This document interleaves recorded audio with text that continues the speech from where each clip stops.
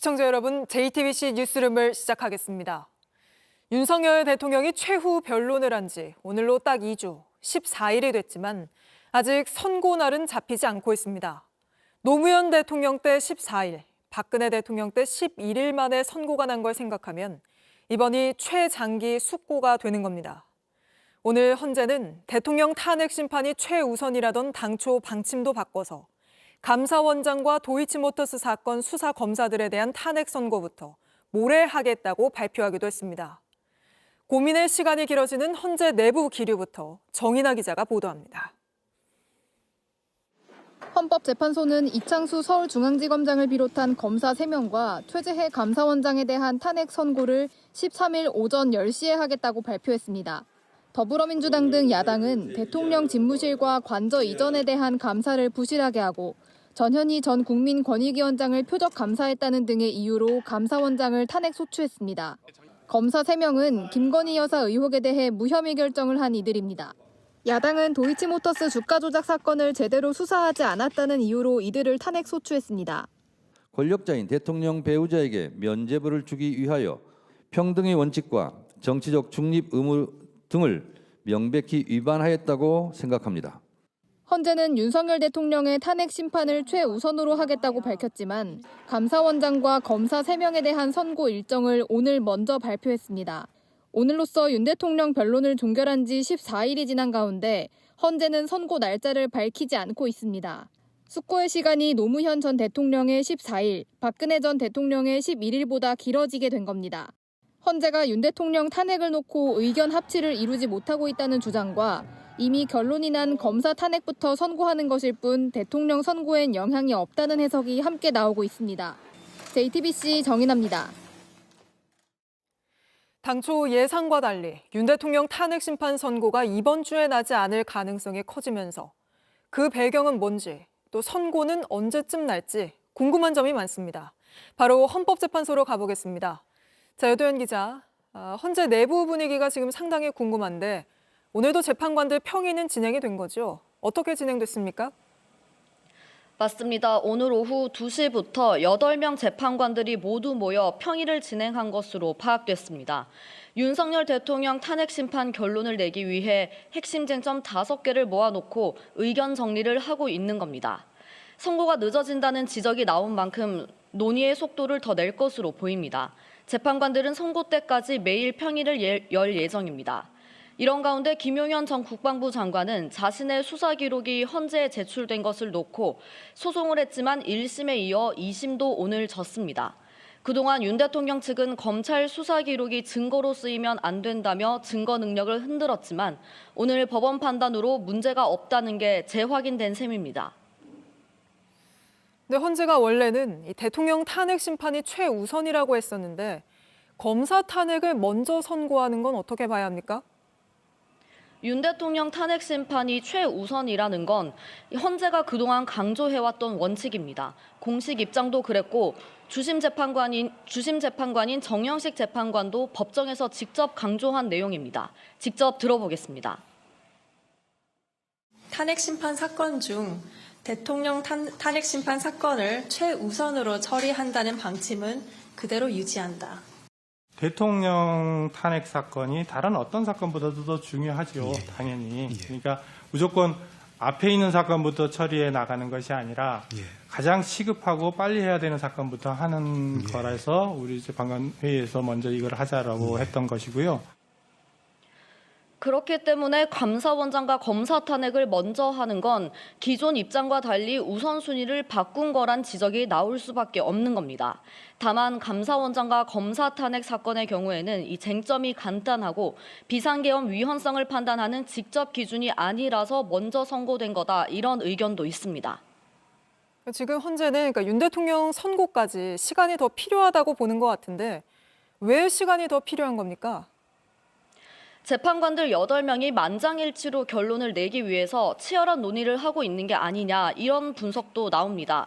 대통령 파면 여부기 때문에 이 선고를 놓고 이 후폭풍이 거세게 예상되는 만큼 만장일치가 중요하다는 겁니다. 실제로 앞서 노무현, 박근혜 전 대통령의 경우에서도 현재는 전원일치로 각각 인용과 기각 결정을 내린 바 있습니다. 지금까지 헌법재판소에서 JTBC 여도현입니다. 이렇게 윤석열 대통령이 풀려나고 탄핵 심판 선고도 당초 예상보다 미뤄지면서 윤 대통령을 즉각 파면하라는 목소리도 커지고 있습니다. 바로 광화문으로 가보겠습니다. 자, 김지훈 기자, 오늘도 많은 분들이 모여 있군요. 네, 맞습니다. 지금 제 앞뒤로 많은 시민들이 앉아서 잠시 뒤에 시작될 집회를 기다리고 있습니다. 이곳이 민심이다, 즉각 파면, 다시 체포 구속하라 이런 플래카드를 쓴 시민들이 많이 앉아 있는데요. 이 내용은 다르지만 혼란을 끝내달라는 소망은 모두 같습니다. 제가 나와 있는 이 경복궁 동십자각은 헌재에서 걸어서 10분 정도 걸리는 곳인데요. 윤 대통령의 탄핵 인용을 촉구하고 또 석방을 지탄하기 위해 이곳에 모인 겁니다. 지난번 여의도 국회에서 대규모 집회가 열렸을 때처럼 다양한 응원봉과 깃발을 든 시민들도 많이 모여 있습니다. 참가자들은 빨리 파면해야 한다고 목소리를 높이고 있습니다. 네, 오늘 평일인데도 시민들이 많이 나온 모습 볼 수 있는 것 같은데 혹시 시민분들과 이야기도 나눠봤습니까? 네, 어제 이어 오늘도 평일임에도 불구하고 많은 시민들이 나왔는데요. 시민들이 어떻게 하다 여기 나오게 됐는지 목소리 한번 들어보시죠. 석방되는 거 이것도 도대체 이해가 안 되고요. 잠을 못 자고 있어요. 그리고 일상생활도 제대로 못 하고 있습니다. 뜻밖의 결과를 보고서 전혀 예상 밖의 결과잖아요. 저라도 한 사람이라도 더 목소리를 내고 싶어 나왔어요. 네, 탄핵 촉구 집회 규모는 지난주에 비해 이번 주 들어서 확연히 규모가 커진 모습입니다. 어제 비상행동의 집회에는 주최 측 추산 12만 명이 참여했습니다. 아무래도 윤 대통령이 석방되면서 많은 분들이 또 광화문으로 나오고 있는 모습인데요. 오늘 광화문에서는 밤샘 농성도 예정이 돼 있다면서요? 네, 맞습니다. 일부 야당 의원들은 잠시 후 탄핵 촉구 집회에 참여한 뒤에 광화문에 천막을 치고 10시 반까지 릴레이 발언에 이어갈 예정입니다. 또 지금도 서십자각 앞에 십수 개의 텐트가 설치된 상태고요. 탄핵 선고까지 매일 심야 농성을 이어간다는 방침입니다. 민주노총에서는 오늘 밤 1박 2일 노숙 농성에 나섭니다. 단위 사업장 대표자들 3천여 명이 노숙 농성을 한 뒤에 내일 오전 9시쯤 해산한다는 방침입니다. 지금까지 광화문 집회 현장에서 JTBC 김지윤입니다. 방학 동안 윤 대통령 지지자와 유튜버에게 시달렸던 대학들에서도 대통령을 파면하란 목소리가 울려 퍼지고 있습니다. 개강과 함께 학생들이 학교로 돌아오자 대학생들의 시국 선언이 이어지고 있는 겁니다. 양빈현 기자입니다. 개강을 맞이한 대학가에 대통령을 파면하라는 글이 적힌 피켓을 들고 사람들이 모입니다. 방학 동안은 일부 윤 대통령 극렬 지지자와 유튜버 등이 전국 대학을 돌며 탄핵 반대 집회를 열었는데 시진핑의 개간에 서울특별시 경찰분들은 내고구마와 양심상 학생들이 학교로 돌아오면서 여론의 많은 부분을 차지하는 탄핵 촉구 목소리가 캠퍼스에서 다시 커지고 있는 겁니다. 오늘 서울대학교에선 학생과 교직원들이 함께 윤 대통령의 파면을 촉구했습니다. 윤석열이 말도 안 되는 이유로 석방되는 어이없는 상황까지 마주하게 되니 도대체 이 나라에서 법치가 제대로 작동하고 있는지 의심하지 않을 수 없다. 대학생들의 시국 선언은 다른 대학에서도 이어졌습니다. 경희대학교에선 극우 세력의 교내 침입을 비판했고 반민주적 계엄을 마치 법적 테두리 내에 있는 대통령의 권한이라고 정당화하는 목소리 또한 학교 내에 생겨나고 있습니다. 홍익대학교에선 윤 대통령의 석방을 강하게 규탄했습니다. 민주주의 국가에서 헌법재판소를 때려 부수자고 선동하는 세력을 옹호하고 있는 이 내란범을 석방하는 것이 상식입니까? 극우 유튜버 등 소수의 극렬 지지자들이 학교를 점거하듯 집회를 연 것에 대학 구성원들이 더 이상 침묵하지 않고 있습니다. JTBC 양빈현입니다. 헌법재판소 인근 안국역 앞에서는 전광훈 씨가 주도하는 탄핵 반대 집회도 이어지고 있습니다. 현장으로 가보죠. 자연진 기자, 지금 현장 상황은 어떻습니까? 네, 아까 저희 취재진이 현장에 진입했다가 격앙된 윤 대통령 지지자들이 촬영을 가로막으면서 지금 약간 떨어진 곳에서 전해드리고 있는데요. 이 지지자들은 아까 전 오후 1시부터 집회를 시작해서 지금까지 계속 이어오고 있습니다. 이 탄핵 심판 선고가 얼마 남지 않았으니 마지막까지 헌재를 압박해야 한다고 주장하고 있습니다. 특히 이 집회를 주도한 전광훈 씨는 연단 위에 올라서 대통령 석방 결정을 내린 판사를 치켜 세우기도 했습니다. 직접 들어보시죠. 똑바로 하는 사람은 우리는 영웅을 만들어야 돼요. 나 개인적인 욕심 같으면 이 사람을 대법원장 시키면 좋겠어요. 동의하십니까? 윤석열 대통령을 풀어줬는데. 네, 안전하게 취재하길 바랍니다. 또 탄핵 찬성 집회도 지금 근처에서 열리고 있잖아요. 그분들과의 충돌은 없습니까? 네, 탄핵 촉구 집회가 열리는 동십자가까지는 여기서 걸어서 10분 정도 걸립니다. 가려면 갈 수 있는 가까운 거리지만 다행히 양측 간의 충돌은 아직까지 없었습니다. 경찰도 이 두 장소 인근에 버스 차벽과 인원을 배치해서 만일의 상황에 대비하고 있습니다. 아울러 바로 앞에 초등학교와 대학교가 있어서요. 학생들이 안전하게 하교할 수 있도록 통행 안내도 하고 있습니다. 윤 대통령이 머물고 있는 이 관저 앞 상황은 어떻습니까? 네, 오늘은 한남동 대통령 관저 앞에서도 집회가 진행되긴 했지만 참가자 수는 이것보다 적었습니다. 한 지지자는 대통령에게 편지를 전해줘야 한다며 관저 앞으로 진입하려다 경찰에 가로막히는 일도 있었습니다. 지금까지 안국역 대통령 탄핵 반대 현장에서 JTBC 이은진입니다. 윤석열 대통령은 지금 상황이 자신에게 불리하지 않다고 판단한 걸로 보입니다. 헌재에 변론 재개를 요청하지 않기로 가닥을 잡고 관저 정치를 이어가고 있습니다. 윤 대통령을 만나고 온 국민의힘 지도부는 대통령이 오로지 국민과 나라만 생각하겠다며 의연한 모습을 보였다고 여론전을 이어갔습니다. 황예린 기자입니다. 윤석열 대통령이 석방된 다음 날 권영세 비상대책위원장과 함께 관저를 찾았던 권성동 원내대표는 대통령이 건강하고 의연해 보였다고 말했습니다. 나는 괜찮다. 오로지 국민과 나라만 생각하겠다고 하면서 아주 의연한 모습을 보여주셨습니다. 우리 당과 의원님들에 대해서 미안함과 고마움의 뜻도 말씀하셨습니다. 윤 대통령은 관저에 머무르며 탄핵 심판과 형사 재판에 대비하고 있습니다. 앞서 대통령 측이 시간 제한 등 탄핵 심판 진행을 문제 삼아 변론 재개를 요청하는 것 아니냐는 관측도 나왔지만 변론은 다시 열어달라고 하지 않기로 최근 가닥을 잡은 것으로 전해졌습니다. 변론 재개 요청이 받아들여지면 마은혁 헌법재판관 후보자가 참여하게 돼 오히려 윤 대통령 측에 불리하다고 판단한 것으로 보입니다. 또 선고를 앞두고 불필요하게 재판부를 자극할 필요가 없다는 계산도 깔린 것으로 보입니다.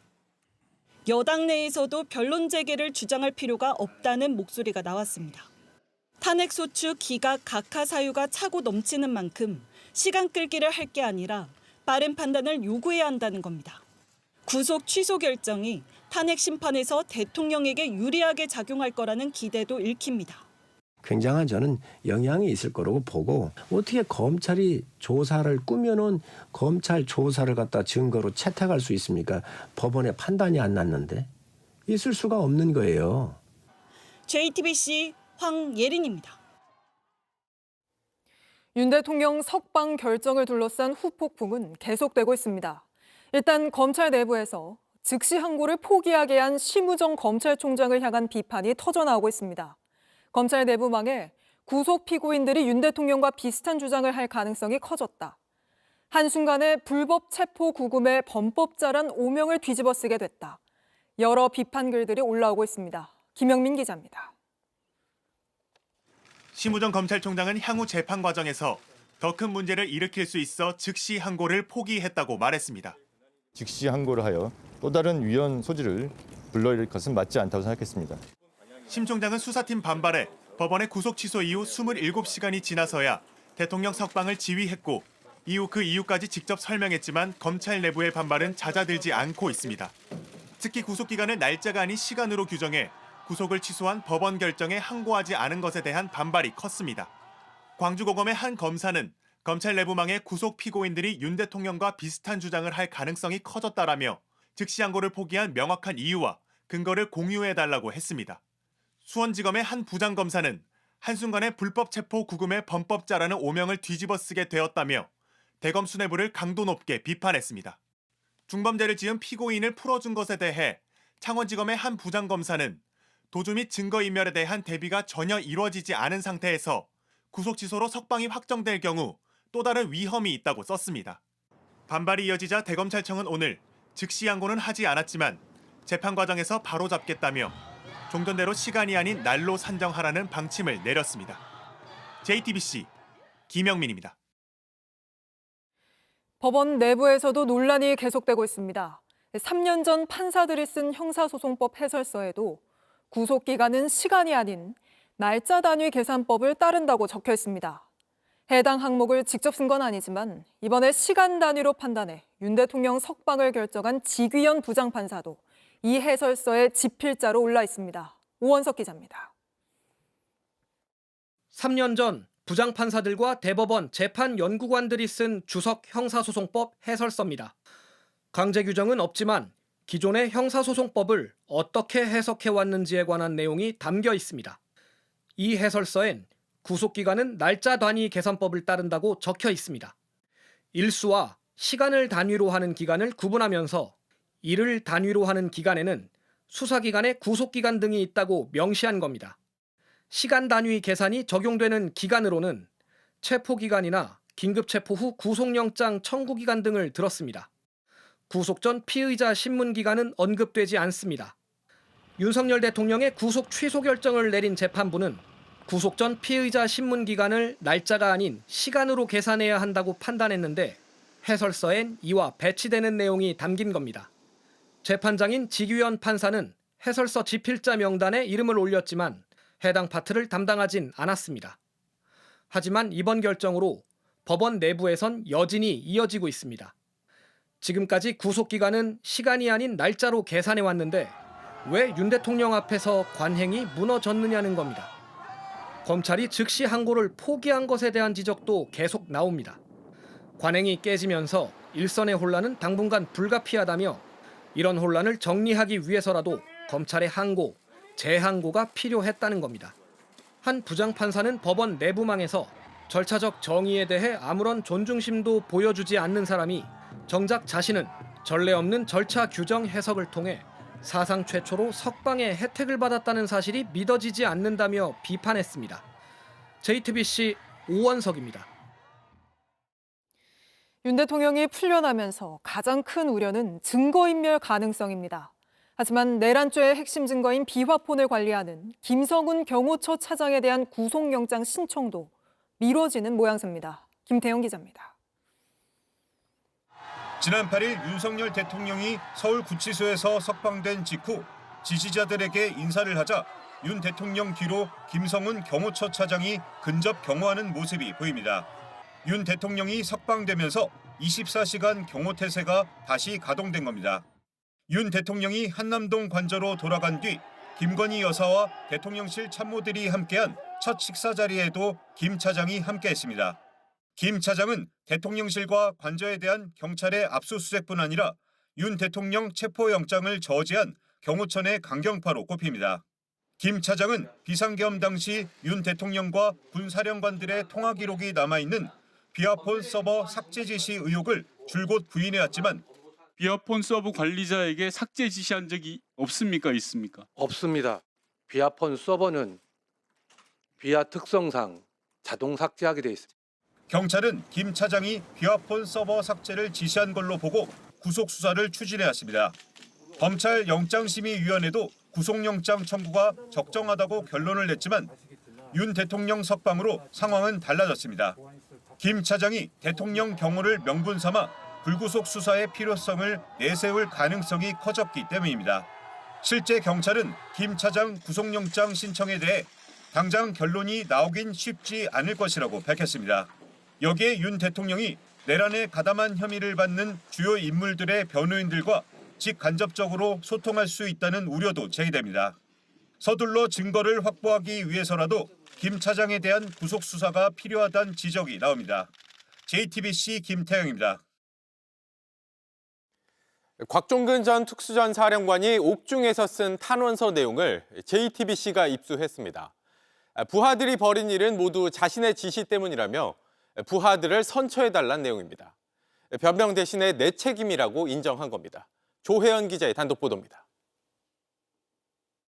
곽종근 전 특수전사령관이 옥중에서 쓴 탄원서입니다. 직접 손으로 종이 한 장씩을 빼곡하게 채웠습니다. 지난달 28일 재판에 넘겨진 김현태 707 특임단장과 이상현 1공수 여단장 두 사람의 선처를 호소한 겁니다. 곽 전 사령관의 부하였던 둘은 12.3 내란 사태 당시 국회에 투입됐습니다. 우선 곽 전 사령관은 자신의 책임을 강조했습니다. 김 단장에 대해선 내가 돌아서 가라고 하다 보니 유리창을 깨고 들어갔다며 전기 차단도 내가 전기 차단이 가능하냐고 지시한 것이라고 썼습니다. 그러면서 김 단장을 감쌌습니다. 유일하게 안 된다고 건의한 현장 지휘관이라며 형사 책임을 면해 주시기를 간곡히 부탁드린다고 적은 겁니다. 이 여단장에 대해선 비록 명령을 받고 임무를 수행했지만 적극적인 지휘로 사태가 더 커지는 걸 방지했다며 진심으로 부하들을 걱정하고 책임지는 모습을 보였다는 내용을 담았습니다. 곽 전 사령관은 조만간 탄원서를 군사법원에 낼 예정입니다. 곽 전 사령관의 이런 태도는 윤석열 대통령과 대비된다는 지적이 나옵니다. 곽 전 사령관은 윤 대통령으로부터 국회의원을 끌어내라는 지시를 받은 게 맞다는 입장이지만 윤 대통령은 부인하고 있습니다. 내란 중요 임무 혐의로 김용현 전 국방부 장관과 사령관 4명은 구속돼 있지만 내란 우두머리로 지목된 윤 대통령은 현재 석방돼 있습니다. JTBC 조혜연입니다. 네, 반면에 내란 우두머리 혐의로 기소된 윤 대통령은 책임을 피하려는 모습만 보인다는 비판이 많습니다. 부하 공직자들을 석방해달라는 메시지를 내면서도 책임을 인정하는 게 아니라 자신은 적법한 지시를 했다는 점을 강조했습니다. 최규진 기자입니다. 윤석열 대통령은 석방 직후 낸 입장문에서 대통령의 헌법상 권한에 따라 공직자로서 맡은 바 임무를 수행하다가 고초를 겪고 계신 분들이 있다며 조속한 석방과 건강을 기도하겠다고 했습니다. 내란에 가담한 공직자들에 대해 석방을 바란다는 말로 포장했지만 비상계엄 선포 자체가 대통령 고유 권한이므로 사법심사 대상이 아니라는 기존 주장을 되풀이한 겁니다. 앞서 탄핵심판 최후 진술에서도 윤 대통령은 부하를 걱정하는 듯 말했으나 실제로는 불법 계엄의 정당성을 강조했습니다. 공직자들이 이러한 내란무리 공작에 의해 지금 고초를 겪고 있는 모습을 보고 있으면 가슴이 찢어지는 것 같습니다. 이분들은 대통령의 법적 권한 행사에 따라 맡은 바 직무를 수행한 것뿐입니다. 다만 국회 봉쇄나 정치인 체포 지시 같은 주요 쟁점을 놓고선 책임 자체를 부인하며 부하들이 스스로 한 일이라고 잡아떼거나 야당의 정치 공작에 휘말린 것이라고 규정했습니다.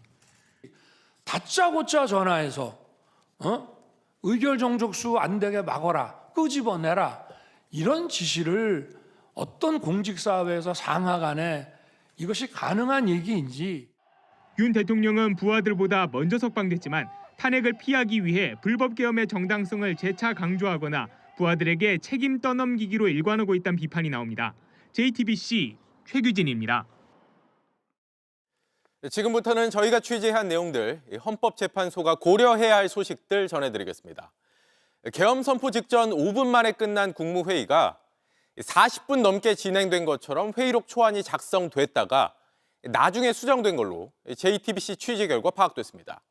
초안을 작성한 사람은 국무회의 현장에 있지도 않았던 강의구 대통령실 부속실장입니다. 박현주 기자의 단독 보도입니다.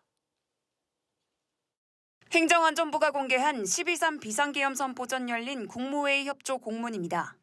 오후 10시 17분부터 5분간 진행된 회의는 비상계엄 선포를 위해 국무회의를 진행했다고 적혀 있습니다. 그런데 JTBC 취재 결과 국무회의 회의록은 회의에 참석하지 않은 강희구 대통령 부속실장이 만든 초안을 토대로 작성된 것으로 확인됐습니다. 행정안전부는 계엄 선포 3일 뒤 대통령실에 국무회의 내용을 알려달라는 공문을 보냈습니다. 이후 양성호 대통령실 국정과제비서관은 국무회의록 샘플을 출력해 강희구 부속실장 측에 전달했습니다. 그러자 강 실장이 초안을 작성해서 줬는데 여기에 21시 40분부터 회의 시작이란 문구가 적혀 있었던 것으로 조사됐습니다. 실제 시작한 시간보다 37분이 앞당겨져 있던 겁니다. 양 비서관은 관련 없는 사항이니 빼자고 제안했고 결국 21시 40분이란 문구는 삭제됐습니다. 당시 행안부로부터 협조 공문을 받은 대통령실 비서관은 회의록은 행안부에서 만드는 것이라며 평소엔 이런 일을 한 적이 없다고 진술했습니다. 국무회의록 작성 과정이 이례적이었다는 사실을 인정한 겁니다. 강희고 부속실장 역시 누군지는 기억나지 않지만 부속실 직원에게 물어 기재했다고 진술했습니다. 국무회의에 참석하지 않은 대통령실 관계자들이 국무회의록을 작성하는 데 관여한 사실도 드러나면서 비상계엄 선포 과정의 적법성을 두고 또 한 번 논란이 일 것으로 보입니다. JTBC 박현주입니다. 헌재가 놓치지 말아야 할 판례와 역사도 있습니다. 국회 지하 1층에는 과거 전두환 씨의 지시를 받고 국회를 봉쇄했던 계엄군의 사진이 걸려 있습니다. 국회 봉쇄는 내란죄에 해당한다는 증거이자 이 역사의 기록입니다.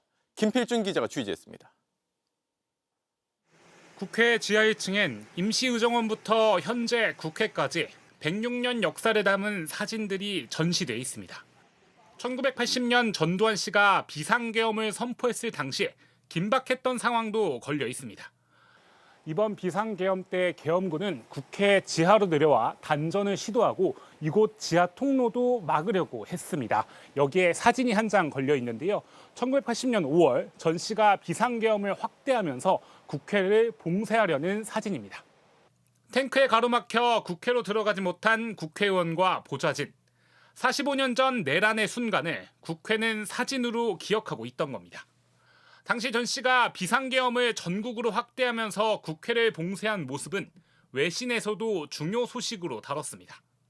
일본 언론들은 야당 국회의원 42명이 국회에 들어가려다 무장병력에 저지당하는 모습이라고 보도했습니다. 국회를 불법적으로 제지하고 있는 상황을 증거하는 자료라고 말합니다. 국회의 의결권을 방해하는 계엄령을 선포했던 대통령들은 모두 독재자로 평가를 받습니다. 전 씨의 내란죄 유죄 판결에는 국회를 봉쇄한 사실이 영향을 미쳤습니다. 당시 판결문엔 전두환 씨는 계엄군을 동원해 국회의원들의 출입 통제를 저지했다며 반란의 죄책을 면할 수 없다고 적었습니다. 판결문에는 계엄군이 국회 본관 안에 들어갔다거나 국회의원을 끌어냈다는 내용은 없습니다. 계엄 해제는 국회만이 가능한 만큼 국회 봉쇄 자체만으로 내란죄가 성립한다고 판단한 겁니다. 윤석열 대통령은 국회에 계엄군을 보낸 게 질서 유지라고 주장했는데 전 씨 일당도 당시 비슷한 주장을 했습니다. 이에 대해 당시 재판부는 국회 출입 저지는 경비 차원을 넘어서 국회 직무를 폭력으로 방해해 역시 반란에 해당한다고 판단했습니다. JTBC 김필준입니다. 김용현 전 장관이 계엄 선포 하루 전날 계엄 사령관을 맡을 박안수 육군 참모총장에게 유튜브 영상 하나를 전달했던 걸로 파악됐습니다. 자유민주주의를 주제로 한 영상이었는데 이 영상을 본 박 총장은 가르침에 감사하다는 메모를 작성했던 걸로 확인됐습니다. 연지환 기자가 취재했습니다. 김용현 전 국방부 장관은 비상계엄 선포 하루 전날인 지난해 12월 2일 박안수 육군 참모총장에게 자유민주주의와 관련한 유튜브 영상을 보냈습니다. JTBC 취재 결과 박 총장은 유튜브를 본 뒤 자신의 휴대전화에 메모를 작성한 것으로 확인됐습니다. 오전 9시 34분쯤 지난 실수를 다시는 되풀이 않겠다며 국가 안위와 자유민주주의 수호에 존경드린다고 썼습니다. 깊은 가르침에 감사드린다고 한 박 총장은 국가와 함께하시는 장관님의 지도 지침에 충성을 다하겠다는 내용도 메모에 담았습니다. 박 총장은 유튜브 내용이 공감이 되었다며 메모 작성 배경을 진술했습니다. 김 전 장관이 유튜브 영상을 보낸 시점은 이미 포고령과 비상계엄 선포 담화문을 준비해 놨을 때입니다. 계엄 사령관에 임명될 박 총장에게 유튜브 영상을 보내며 막판까지 이른바 충성 테스트까지 한 것 아니냐는 지적이 나옵니다. 박 총장은 2번 더 메모를 했습니다. 여기엔 정부가 제출한 예산안 중 증액이 무산된 내년도 국방 예산 리스트란 대목이 담겼습니다. 윤 대통령이 계엄의 필요성으로 든 야당의 예산 삭감과 맞닿아 있어 작성 배경에 의문이 제기되고 있습니다. 박 총장은 그러나 계엄을 사전에 알지 못했다는 입장입니다. JTBC 연지환입니다. 검찰이 윤 대통령 부부의 공천 개입 의혹을 처음 제보한 강혜경 씨를 상대로 조사를 벌였습니다. 검찰은 특히 지난해 총선 때 김건희 여사가 했다는 공천 관련 발언들을 집중적으로 따져 물은 걸로 파악됐습니다. 윤정주 기자가 취재했습니다. 검찰은 어제 오후 대통령 부부 공천 개입 의혹 최초 제보자 강혜경 씨를 불러 조사했습니다. 5시간 넘게 이어진 조사에서 강 씨에게 지난해 총선 당시 공천 상황에 대해 물은 걸로 파악됐습니다. 김영선 전 국민의힘 의원이 창원 의창에서 김해갑으로 지역구를 옮긴 경위를 파악한 겁니다. 앞서 명태균 씨는 당시 상황에 대해 김건희 여사가 전화로 창원 의창 공천을 도와줄 수 없으니 김해시갑에서 경선하라 했다는 취지로 진술했습니다. 그러면서 지난달엔 옥중 서신을 통해 총선을 앞두고 여사가 텔레그램 통화로 창원 의창에서 김상민 검사 당선을 도우라 했다고도 주장했습니다. 검찰은 이러한 명 씨 주장의 사실 여부를 물었고 강 씨는 당시 여사와 연락을 했다고 명 씨에게 전해 들었다는 취지로 답했습니다. 검찰이 그동안 주로 조사했던 2022년 재보궐선거 공천뿐만 아니라 지난해 총선 공천 개입 의혹에 대해서도 본격적으로 확인하고 있는 겁니다. 명 씨 측은 오늘 조사에 출석하면서 오는 13일 구속 취소를 청구하겠다고 밝혔습니다. 증거인멸 우려가 없다. 도주의 우려가 없다.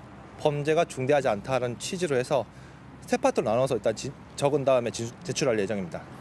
검찰이 관계자들을 연달아 조사하며 속도를 높이는 가운데 공천 개입 수사가 조만간 대통령 부부를 향할 거란 관측이 나옵니다. JTBC 윤정주입니다. 김건희 여사 일가 특혜 의혹이 불거졌던 서울 양평고속도로의 타당성 조사 용역에 대해서 국토교통부의 관리가 부실했다는 자체 감사 결과가 나왔습니다. 민주당은 김 여사에 대한 특검 필요성이 더 커졌다고 주장했습니다. 이승환 기자입니다. 김건희 여사가 연루된 서울 양평고속도로 종점 변경 특혜 의혹과 관련해 타당성 조사 용역 관리가 부실했다는 국토교통부 자체 감사 결과가 나왔습니다. 국회가 감사를 요구한 지 1년 6개월 만입니다. 국토부는 대선 직전이던 2022년 3월 시작된 타당성 조사 용역 당시 1차 용역이 이행되지 않았음에도 용역 대금 18억 6천만 원이 지급된 점을 지적했습니다. 종점 변경 관련 내용이 담긴 자료 일부를 고의로 삭제한 뒤 국회에 제출한 사실도 확인했습니다. 국토부는 담당 공무원 4명과 한국도로공사 직원 1명에게 징계 조치를 하고 용역 업체로부터 3억 3천여만 원을 회수하기로 결정했습니다. 서울 양평고속도로는 양평군 양서면을 종점으로 하는 기획재정부의 기존안 대신 대선 전후 국토부가 김 여사 일가의 땅이 있는 양평군 강상면 종점안으로 변경하면서 특혜 의혹이 불거졌습니다. 당시 원희룡 국토부 장관은 특혜는 없다고 했습니다. 일부러 특혜를 주기 위해서 세워서 계약을 이렇게 엉터리 해왔다 그러면 그 장관이 저부터 깜빵 가야 됩니다. 다만 이번 감사에서 김 여사 측이 직접적으로 외압을 행사했거나 특혜를 얻은 점은 밝히지 못했습니다. 더불어민주당은 국토부의 감사 결과를 공개하며 남은 의혹은 김건희 여사 특검법을 통해 밝혀야 한다고 주장했습니다. 도대체 이 종점 변경 그리고 설계 변경을 통해서 누가 이익을 얻었고 그 과정 속에서 어떤 힘이 작용했는지까지 철저하게 파헤치려면 아무래도 특검법 도입이 필요하다는 게 저희들의 생각이고. JTBC 이승환입니다. 지난달 대통령실 직원 명단을 공개해야 한다는 대법원 판결이 나왔는데 대통령실은 아직까지 이 판결에 따르지 않고 있습니다. 윤 대통령 탄핵 선고가 나올 때까지 최대한 시간을 끌려는 게 아니냐는 지적까지 나옵니다. 심가은 기자입니다. 지난 2022년 윤 대통령 취임과 동시에 대통령실 특혜 채용 논란이 불거졌습니다. 시민단체 등은 대통령실을 상대로 직원 명단과 세부 조직도 등을 공개하라는 행정소송에 나섰습니다. 1심과 2심에 이어 지난달 13일 대법원까지 국정 운영의 투명성 확보를 위해 공개해야 한다며 시민단체의 손을 들어줬습니다. 하지만 한 달 가까이 지난 지금까지도 대통령실은 해당 정보들을 공개하지 않고 있습니다. 대법원 판결을 따르지 않고 있는 겁니다. 대통령 비서실은 대법원 판결을 무시하고 있는 거고 법을 위반하고 있는 거라고 볼 수 있고요. 대법원 판결을 근거로 한 추가 정보 공개 청구에도 응하지 않고 있는 것으로 전해졌습니다. 대통령실이 탄핵 심판 선고 결과가 나올 때까지 시간 끌기를 하고 있다는 의심의 목소리도 나옵니다. 새로운 대통령이 취임하기 전까지는 대통령 기록관으로 이관하게 돼 있거든요. 대통령 기록관 상대로 별도의 또 행정소송을 해야 되기 때문에 시간도 걸리고 절차도 매우 번거로워지는. 최근 대통령 기록관은 비공개 세부 기준 정비에 나섰고 대통령실은 대통령 기록관장 교체를 준비 중입니다. JTBC 심가은입니다. 미국 정부는 북한과 중국, 이란 같은 나라를 민감 국가로 분류해서 교류를 제한하고 있습니다. 그런데 미국이 여기에 한국도 포함시키는 걸 검토 중인 걸로 전해지면서 우리 외교에 비상이 걸렸습니다. 먼저 워싱턴 정강현 특파원입니다. 미국 에너지부가 한국을 민감 국가로 분류하는 방안을 검토 중인 동향이 포착됐습니다. 외교소식통은 JTBC에 에너지부에서 한국을 민감 국가 중 하나로 지정하려는 동향이 있어 확인 중이라고 말했습니다. 특히 에너지부의 연구개발부서 쪽에서 이 같은 의견이 개진된 것으로 알려졌습니다. 다만 조태열 외교부 장관은 민감 국가 분류 동향은 파악했다면서도 아직 확정된 건 아니라고 밝혔습니다. 주미 대사관과 주한미국 대사관을 통해서 확인한 바로는 아직 확정된 게 아닙니다. 미국 에너지부에 따르면 민감 국가는 정책적인 이유로 특별한 고려가 필요한 국가를 뜻합니다. 국가 안보, 핵 비확산 등의 이유로 지정될 수 있습니다. 기존 민감 국가엔 중국과 러시아, 북한, 시리아 등이 포함되어 있습니다. 민감 국가로 지정되면 에너지부뿐만 아니라 사실상 미국 연방부처 전체와 협력이 어려워질 수 있습니다. 특히 한국 연구자들이 미국에서 인공지능을 비롯한 첨단 기술 관련 연구에 참여하는데 각종 제약이 따릅니다. 일각에선 한국 보수 정치권에서 제기되는 핵무장론이 검토 배경 아니냐는 분석도 나옵니다. 실제 최근 미국에선 안보 전문가들을 중심으로 한국의 핵무장을 경계하는 목소리가 나오고 있습니다. I'm not convinced that South Korea will be more secure by having nuclear weapons. 동맹국인 한국은 민감 국가에 포함된 적이 없습니다. 국익에 직결되는 초유의 조치가 검토되고 있지만 외교부는 배경을 알 수 없다는 입장만 되풀이했습니다. 다른 비공식 경로를 통해서 우리가 알게 돼서 우리가 다 재차 문의를 하니까 거기에 대해서 정확한 경위 파악을 하고 있는 사람이 아직 없어서. 워싱턴에서 JTBC 정강현입니다. 보신 것처럼 민감 국가 지정이 확정된 게 아니라며 정부가 진화에 나섰지만 국내 과학기술 현장에선 우려의 목소리가 큽니다. 미국과 함께 해왔던 연구가 차질을 빚고 원전 수출이 타격을 입는 등 막대한 피해로 이어질 수 있다는 겁니다. 이어서 윤세민아 기자입니다. 미국 에너지부가 한국을 상대로 민감국가 지정이라는 카드를 꺼낸 건 최근 국내 정치권에서 쏟아지고 있는 핵 보유론, 핵 무장론에 제동을 걸려는 의도로 풀이됩니다. 민감국가는 테러 지원, 경제안보 위협, 핵 비확산 동참 여부 등을 따져 지정하는데 핵 잠재력 강화 주장이 미국의 핵 비확산 전략에 역행한다고 봤다는 겁니다. 최근 들어서 달라진 것은 한국 내에서 약간 무차별적으로 제기되고 있는 핵무장론, 그 이슈가 좀 크게 작동을 하지 않았나라고 하는. 이런 상황에서 여권 대선 주자로 꼽히는 오세훈 서울시장은 한국이 핵 잠재력을 확보하는 데 미국이 걸림돌이 되고 있다는 취지로도 이야기했습니다. NPT 체제 하에서 평화적으로 우라늄 농축을 할 수 있는 권한이 있는데 우리는 그것조차 제대로 행사를 못하고 있어요. 핵무기를 개발할까 봐 염려하는 미국의 제재 때문에 이거는 언페어하다는 겁니다. 민감 국가로 지정되면 인공지능과 양자과학, 원자력 기술 등 첨단 과학기술 분야에서 미국과의 협력이 제한됩니다. 한국인의 미국 연구기관 취업이나 출장길이 막히는 문제부터 사용 후 핵연료 재처리 기술 개발, 해외 원전 수출 등 한국의 주요 산업 분야에도 큰 타격이 예상됩니다. 가장 심각한 문제는 원자로 수출이에요. 채권가 어디 수출할 때 문제가 생긴 것처럼 웨스팅하우스가 이제 걸고 넘어지거든요. 트럼프가 만약에 이거를 알면은 이거 아마 달려들 거예요. 그럼 우리 속수무책이에요. 보편관세 적용으로 으름장을 놓은 트럼프 미 대통령이 협상 과정에서 민감국가 지정을 지렛대로 쓸 수 있다는 분석도 나옵니다. JTBC 윤세민입니다. 여신도들을 상대로 성범죄를 일삼은 정명석 씨의 JMS. 여기서 탈출한 한 여성이 최근 고소를 당했습니다. JMS에 빠진 친구를 설득하기 위해서 피해자들의 영상을 보여줬는데 이게 불법 촬영물 유포라며 문제 삼은 겁니다. 이자연 기자가 취재했습니다. 오은지 씨의 부모님은 JMS 안에서 만나 결혼했습니다. 모태 JMS 은지 씨에게 JMS는 진리였습니다. 감옥에 간 교주 정명석에게 편지를 썼고 정명석의 기쁨조, 이른바 스타로 뽑히는 게 꿈이었습니다. 하지만 한 다큐멘터리에 나온 성착취 동영상을 본 뒤 그 믿음은 깨지기 시작했습니다. 영상 속 여성 신도들은 나체로 정명석을 주님이라 부르고 있었습니다. 어머니가 말씀하시길 사서 악의적으로 찍은 거다 이렇게 이야기를 하고 은지 씨는 한 탈퇴절을 통해 원본 영상을 확인하고 탈퇴를 결심했습니다. 진짜 이게 정상적인 사람이 도저히 찍을 수 없는 영상이고 지도자들이랑 얼굴이 똑같다는 게 그게 제일 충격이었죠. JMS 내에서 가장 친했던 친구에게 이 사실을 알리자 그 친구는 영상을 보내달라고 했습니다. 친구도 구하고 싶은 마음에 영상을 전송했습니다. 얼마 뒤 은지 씨는 성폭력처벌특례법상 불법 촬영물 유포 혐의로 고소를 당했습니다. 영상에 나온 신도 5명이 은지 씨를 고소한 겁니다. 5명 모두 JMS 간부들입니다.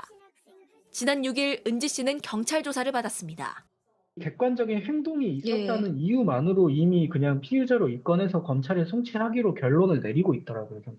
경찰은 은지 씨에게 원본 영상을 제공한 탈퇴자도 검찰로 송치했다 검찰의 보완 수사 요청을 받은 상태입니다.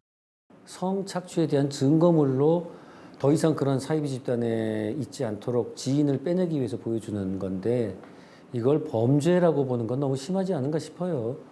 충남경찰청 측은 조사가 아직 진행 중이란 입장입니다. JMS 측은 신도들이 개인적으로 고소를 한 것이라고 밝혔습니다. JTBC 이자은입니다. 날씨가 풀리면서 이렇게 불청객인 초미세먼지가 또 왔습니다. 올해 처음으로 수도권에 비상저감 조치까지 내려졌는데 내일부터는 중국발 황사까지 덮칠 수 있습니다. 이한길 기자입니다. 남산에서 바라본 서울 하늘은 잿빛 이불을 덮은 듯합니다. 여의도 63 빌딩은 희미한 윤광만 남았고 인왕산 자락은 초록빛을 잃었습니다.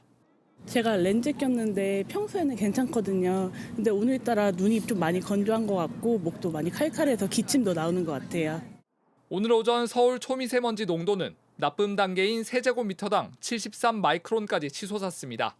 산책 나온 시민들은 마스크를 끼고 가쁜 숨을 몰아쉽니다.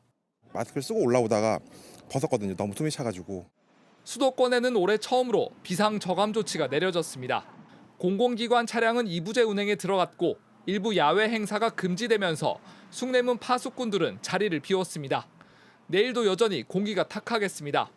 서풍을 타고 중국발 미세먼지가 들어온 데다 대기가 정체해 국내 먼지도 쌓이고 있기 때문입니다. 게다가 중국 내이멍구 지역에서 발원 중인 황사가 서서히 동쪽으로 향하고 있습니다. 12일 오후부터 우리나라 서쪽 지역에 영향을 줄 것으로 보이며 13일에는 4차 전국적으로 확산될 가능성이 있습니다.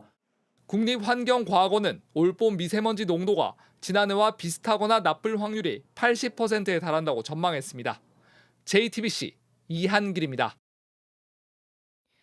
미국 증시가 급락했습니다. 트럼프 대통령이 자신의 관세 정책 때문에 경기 침체가 올 수 있다고 인정하는 듯한 발언을 한 게 영향을 미친 걸로 보입니다.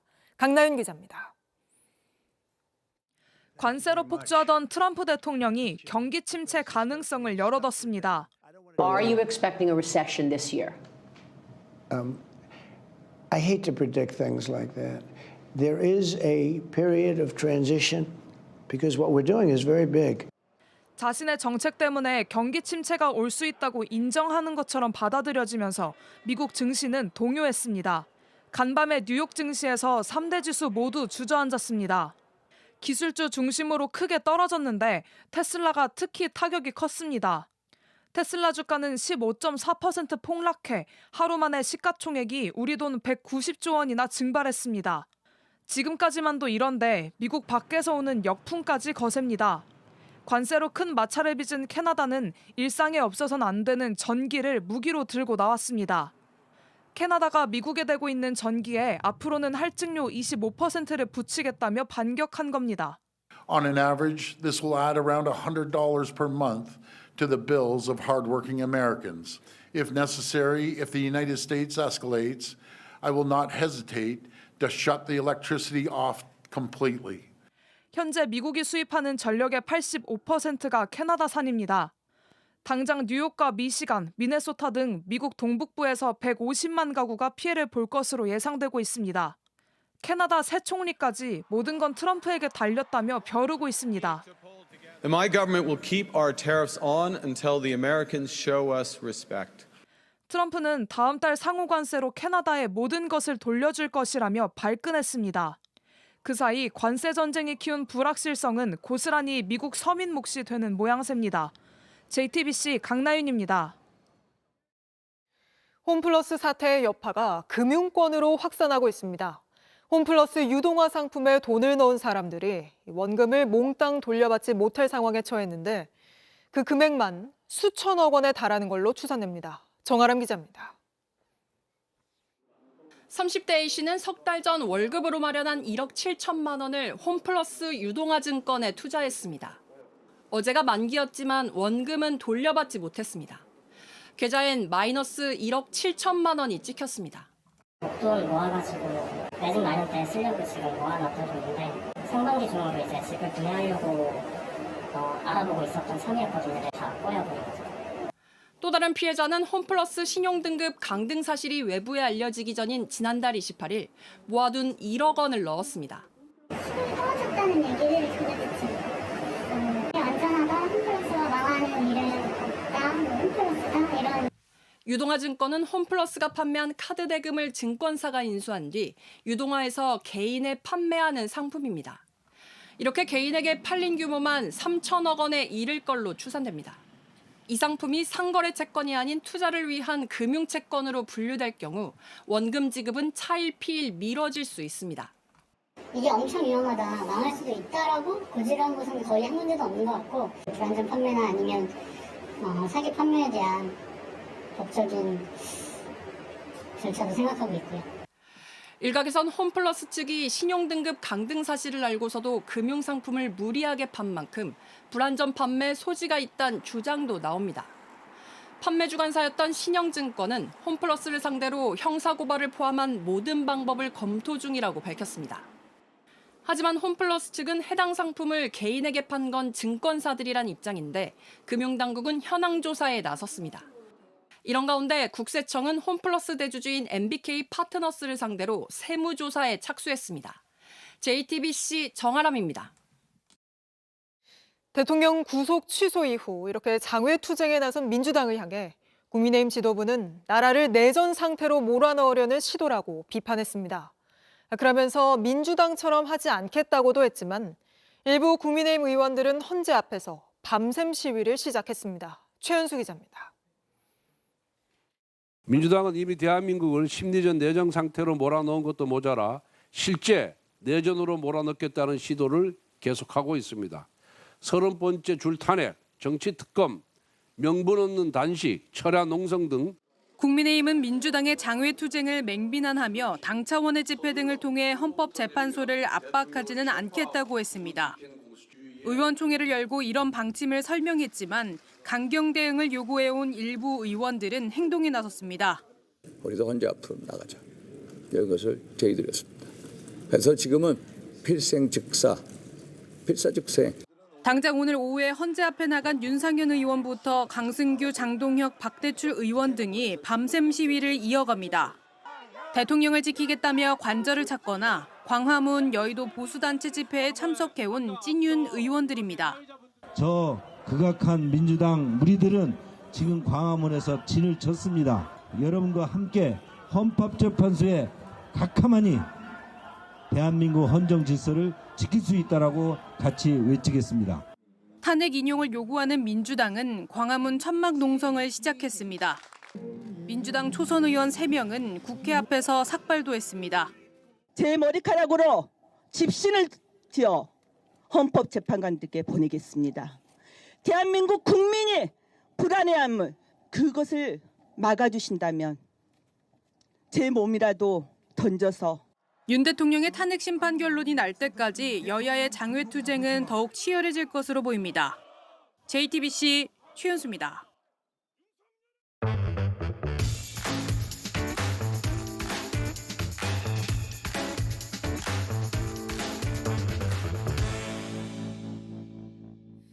돌아온 비하인드 뉴스 시간입니다. 오늘도 정치부 이성대 기자와 함께하겠습니다. 자, 이 기자 바로 볼까요? 네, 첫 번째 뉴스 보겠습니다. 자, 우상을 섬기지 마라. 자, 어제였죠. 윤 대통령이 구치소에서 나온 뒤에 그동안 구치소에서 성경책을 많이 읽었다는 소감을 밝혔자 일부 개신교 단체가 정치쇼라고 비판했다. 저희가 전해드린 바가 있었죠. 네. 자, 오늘은 여의도의 한 대형 교회에서 정치권의 무속의 영향이 너무나 심각하다면서 사실상 윤석열 정부를 향해서 쓴소리를 했습니다. 자, 이영훈 담임 목사인데요. 이렇게 얘기를 했습니다. 정부 측에 그동안 나라 운영에서 무속 신앙이 배제돼야 한다는 것을 강력하게 경고했고 또 공적인 메시지로 여러 차례 전한 바 있다라면서 좀 안타까움을 토로했습니다. 그러니까 무속을 멀리하라고 대통령에게 조언을 했는데 대통령이 듣지 않았다는 거군요. 그렇습니다. 왜냐하면 집권 기간 대표적으로 무속 사례들 많이 있었죠. 몇 가지 좀 그렇죠. 다시 보시면 자, 미륵불로 불렸던 명태균 씨, 또 법사라고 불렸던 전모 씨, 역술인 천공 씨, 그리고 또 이번 계엄 사태의 중요 임무 종사자죠. 롯데리아에서 계엄을 논의했던 안산보살 노상원 전 정보사령관인데 자, 이 목사도 오늘 이렇게 얘기를 했습니다. 자, 계엄 과정에서 무속 개입이 유감이다라고 하면서 사실상 노상원 전 정보사령관의 개입을 비판을 했습니다. 윤석열 대통령은 이렇게 무속 논란은 계속 있으면서도 정작 중요한 국면마다 개신교를 찾지 않았습니까? 그렇습니다. 앞서 보신 대로 이 목사 등 일부 개신교 목사들이 속해 있는 대형 교회들은 사실상 윤 대통령에게 우호적인 모습을 보여왔던 것도 사실입니다. 자, 후보 시절이었죠. 일부 대형 교회 원로 목사가 사망했을 때 빈소에 찾아갔을 때 다른 담임 목사들이 저렇게 안수 기도를 해줘가지고 논란이 된 적이 있습니다. 네. 보시는 것처럼 어깨에 손을 올리고 저렇게 축복 기도를 해줬는데 물론 이제 일부 목사들은 하나님을 믿어라라고 전도를 했다는 것이죠. 그런데 이렇게 축복 기도를 받은 지 한 달도 채 되지 않아서 이른바 손바닥 왕자 논란이 벌어집니다. 네. 그러자 또 며칠 후에 윤석열 당시 후보는 이번에는 성경책을 가지고 같은 여의도의 교회를 찾아가서 그런 말을 남겼는데 그 말 다시 한번 들어보시죠. 아니 우리 집사람은 어릴 때부터 교회 열심히 다녀서 구약을 다 외우는 사람이에요. 지금도 구약을 줄줄 외워요. 아니 모르겠어요. 어릴 때부터 하던 교회 열심히 다녀서. 그런데도 윤석열 정권 내내 무속 논란이 끊이지 않고 또 이번 계엄 사태에도 무속의 연관성까지 드러나자 이영훈 목사가 오늘은 좀 강하게 비판을 하는 게 아니냐 이런 분석이 있습니다. 알겠습니다. 바로 다음 이슈도 볼까요? 네, 두 번째 이슈 보겠습니다. DJ와 무솔리니. 윤 대통령의 구속 취소 이후에 국민의힘 일각에서는 계엄의 불가피성을 옹호한다거나 탄핵은 아예 기각돼야 된다 이런 네. 목소들이 계속 커지고 있죠. 자, 친윤석열계의 대표적인 의원입니다. 인요한 의원이 지금의 이런 혼란상 알고 보니 불법 계엄이 아니라 야당 탓이다라는 발언을 했습니다. 들어보시죠. 옛날 김대중 야당 같았으면 이 지혜스럽지 못한 일을 우리가 포용하겠다. 다 안고 가겠다. 그러면 끝나버린 거예요. 야당이 집권할 수 있는 능력을 가졌다는 걸 보여줬죠. 다시 말해서 인요한 의원의 이야기를 따라보면 45년여 만에 계엄을 선포하고 또 국회에 계엄군들이 총을 들고 들어간 게 어떤 심각한 위헌 사례나 탄핵 사유가 아니라 네. 그저 지혜롭지 못했던 사안인데 야당은 이걸 가지고 왜 이렇게 시끄럽게 하느냐라는 어떤 반발인 셈인데 좀 황당하다는 비판이 나오는 겁니다. 포용도 포용 나름이지 계엄군을 국회에 난입시킨 걸 포용시켜도 되는 건가? 이런 이야기가 또 나올 것 같습니다. 근데 인요한 의원 같은 경우에는 최근에도 비슷한 이야기를 했다가 비판해봤지 않았습니까? 그렇습니다. 지난달 말이었죠. 저희가 또 이 시간에 전달을 해드린 바가 있었는데 비슷한 이야기를 당시도 했습니다. 민주당 측에서 우리가 다 안아줄게. 이 잘못되고 지혜스럽지 못한 계엄 행위를 우리가 다 안아줄게. 그렇게 포용을 했어야 된다라고 이야기를 한 것이 있었던 것이죠. 네. 그런데 지난해 야당에서 미리 사전에 계엄의 가능성에 대해서 경고할 때는 또 DJ가 아니라 이탈리아의 독재자죠. 무솔리니를 빗대서 야당을 비판한 적이 있습니다.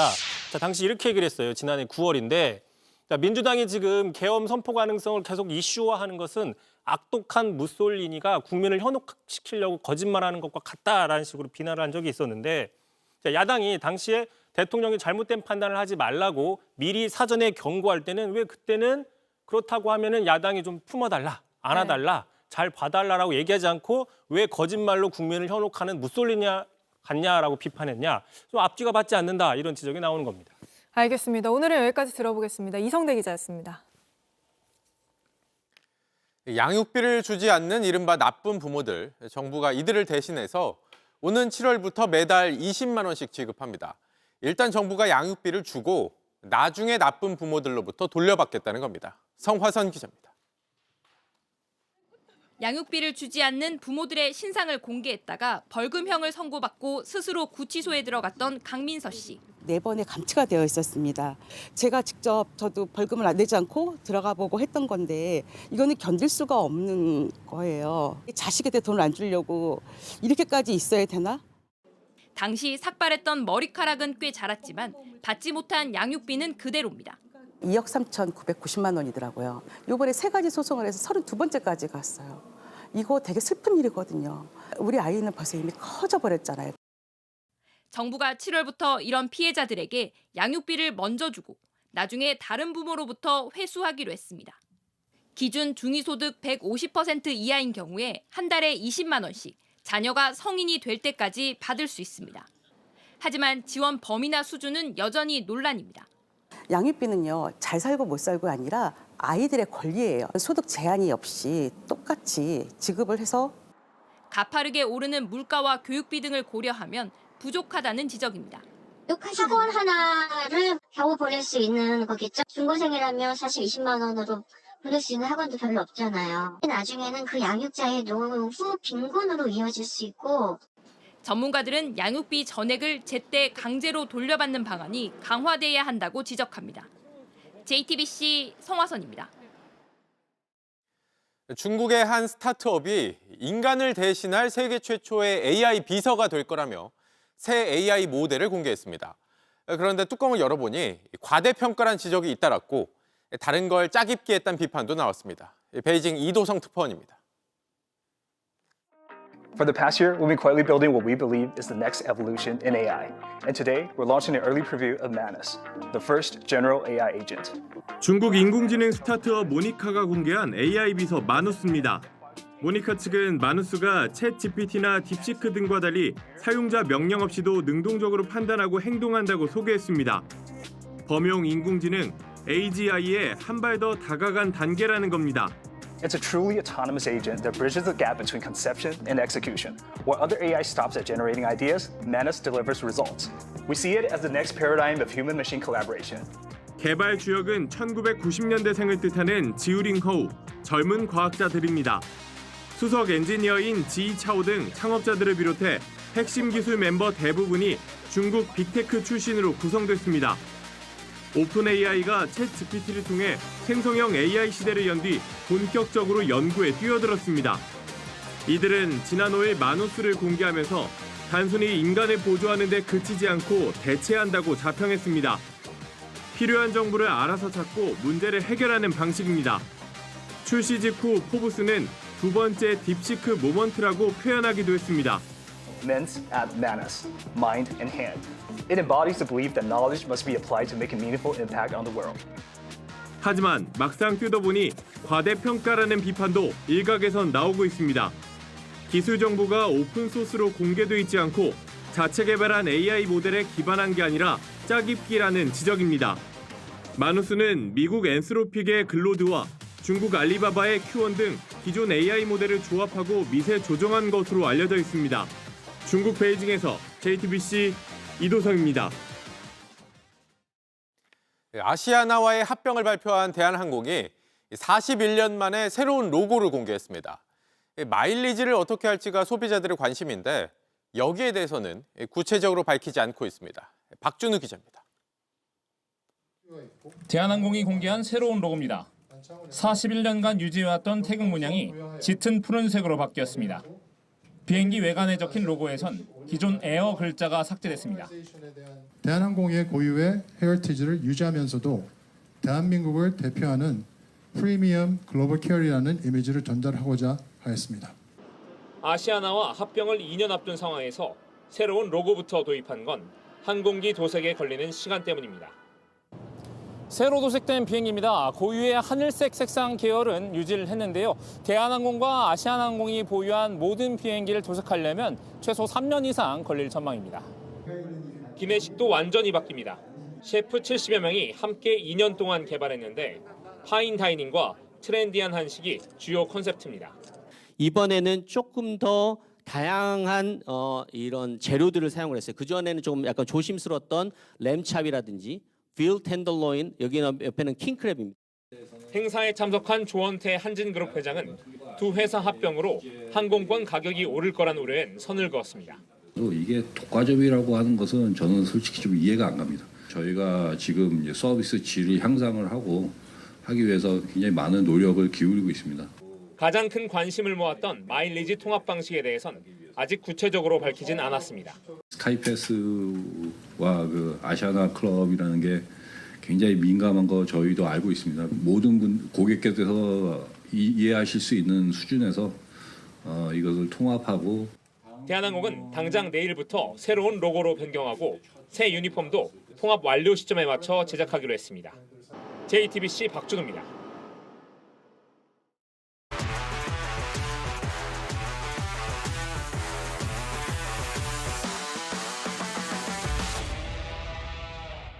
스포츠 뉴스입니다. 피겨스케이팅 김채연 선수가 점프를 뛰고 또 뜁니다. 하얼빈 아시안게임 그리고 4대6 선수권 대회에서의 우아한 금빛 연기는 이렇게 매일 아침 7시에 시작하는 훈련으로 빚어냈는데요. 오늘 김채연의 하루를 공개했습니다. 이혜원 기자가 만났습니다. 이른 새벽 빙상장에 도착한 김채연이 프리스케이팅 음악을 틀어놓고 점프를 뛰기 시작합니다. 피겨 국가대표로 사는 일상은 반복의 연속입니다. 매일 아침 7시에 시작해 오후 4시에야 끝납니다. 그 다음엔 링크에 또 남아 개인 훈련을 합니다. 우아한 연기 뒤에 감춰진 고단한 여정, 그나마 아시안게임과 4대6 선수권에서 1위에 오르며 일상엔 변화가 생겼습니다. 그냥 가끔 길 가다가 한 분씩 알아보시는데 그때 가장 느껴요. 김채연 선수 아니세요? 라고. 엄마와 함께 쓰는 피겨 인생의 서사도 뭉클합니다. 초등학교 5학년 때 피겨 선수로 나서는 걸 만류했던 엄마는 이제 옷을 직접 지어줍니다. 국제 빙상 경기연맹 의상상 후보에도 올랐습니다. 그냥 저는 너무 뿌듯했고 엄마는 그냥 기쁘다고 하셨어요. 매일 아침 저녁으로 김채연을 위해 운전대를 잡는 엄마의 손길은 오로지 딸 하나만을 위해 맞춰져 있습니다. 제가 좀 작아서 조금 더 다리가 길어 보이게 만들어주신다고 했어요. 네, 올림픽까지는 만들어주신다고 하셨어요. 김채연은 2주 뒤 미국에서 열리는 세계선수권 대회에 나섭니다. 우승하면 더없이 좋겠지만 일단 개인 최고 점수를 갈아치워 한 걸음 더 나아가는 게 목표입니다. 짜장 소스 이런 거 조금 더 제가 힘내서 경기할 수 있는 것들 위주로 챙겨가려고 해요. 후회 남지 않게 하자, 그리고 최선을 다하자. JTBC 이혜원입니다. 하나 문동주 선수의 공부터 볼까요? 시속 159.7km를 찍었습니다. 날씨도 몸도 덜 풀린 이 시범 경기 첫 등판에서 광속구를 뿌려서 모두가 놀랐습니다. 정수아 기자입니다. 한화가 8대0으로 앞선 6회 말 문동주가 마운드에 오릅니다. 어깨를 다쳐서 지난해 9월부터 재활을 이어왔는데 모두가 어떤 공을 뿌릴지 궁금했습니다. SSG 한유섬을 상대할 때 시속 157km를 찍어 놀라게 하더니 다음 타자 고명준과 맞설 땐 함성이 터져 나왔습니다. 전광판에 찍힌 숫자는 159km, 공식 기록은 시속 159.7km였습니다. 시속 160km에 가까운 공은 문동주가 더 강해져서 돌아왔다는 신호처럼 보였습니다. 앞서 올 시즌 선발이 아닌 불펜으로 나서는 것 아니냐는 의구심이 일었는데 김경문 감독은 일찌감치 선발 투수로 활용하겠다 못 박았습니다. 감독의 약속에 제대로 화답한 겁니다. 한화는 시범 경기였지만 오늘만큼은 완전한 야구를 풀어놨습니다. 작년 임시 대체 선수로 뽑혔다 정식 계약을 맺은 외국인 투수 와이스는 여전했습니다. 선발 투수로 5회 투아웃까지 삼진 7개를 쏟으며 무실점으로 틀어막았습니다. 4번 타자 노시환은 3점 홈런 포함 2안타 4타점의 불방망이를 뽐냈습니다. 한화는 8대0으로 SSG를 꺾고 시범 경기에서 2패 뒤 2연승을 달렸습니다. 지난해 챔피언이지만 3번의 시범 경기에서 승리가 없었던 기아가 오늘은 달라졌습니다. 침묵하던 방망이가 시원하게 돌아갔습니다. 박찬호의 석점 홈런을 시작으로 이우성의 말루 홈런이 이어졌습니다. 그리고 한준수의 3점 홈런이 쐐기를 박았습니다. 기아는 NC를 17대 10으로 따돌렸습니다. JTBC 정수아입니다.